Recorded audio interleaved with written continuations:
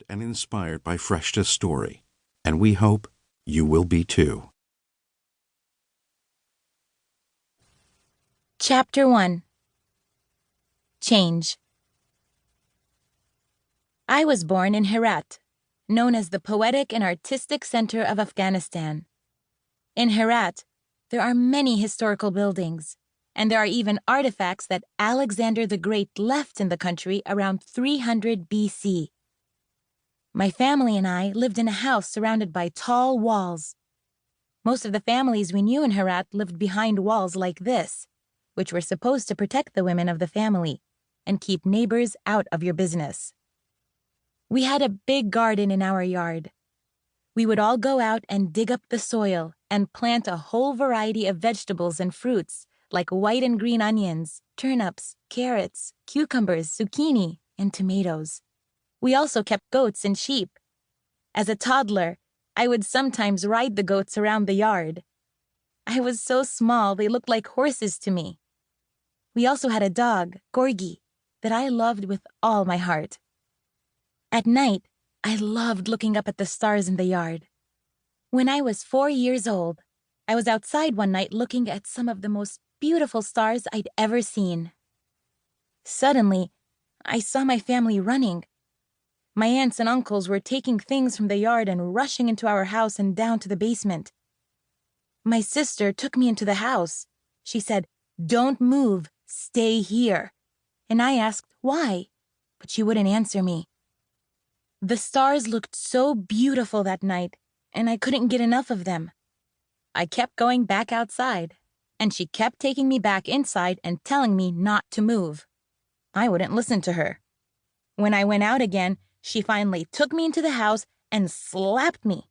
She slapped me so hard, I can feel the burn to this day. She told me that those weren't stars in the sky, but bullets and rockets flying over our house. The Taliban had come. They were attacking Herat.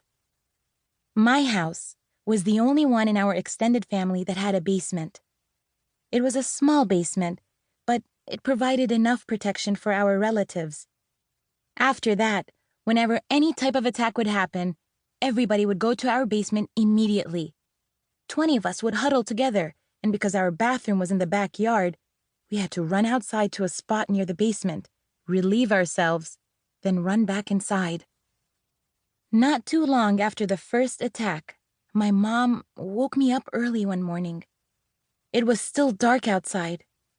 She told me that we were moving, that we had to leave, and I started crying because I was so attached to the house and to our dog.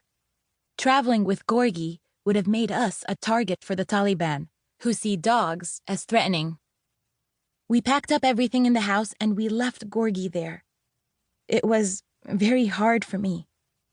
The Taliban is a terrorist group, and they were becoming very active in the rural region where I lived. Most of my family left with my dad, and they loaded trucks with our belongings and headed to Kabul, the capital of Afghanistan, where it would be safer. My mom and I were the last ones to leave our house in Herat. I remember hugging Gorgi so long.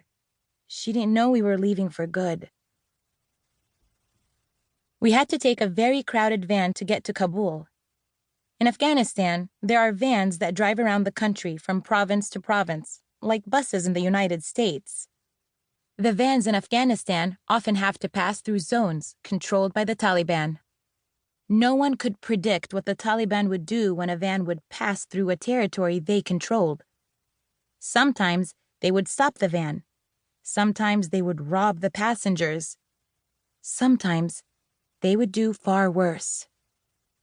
We got on the van headed to Kabul, traveling with one of our family friends, a man, for safety.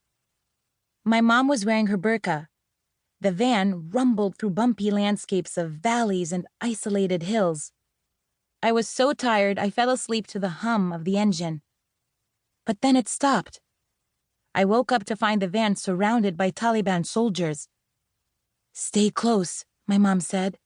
"Stay under my burqa." She was very scared. The Taliban soldiers ordered everyone off the van. They began searching all of us. I didn't know what they were looking for.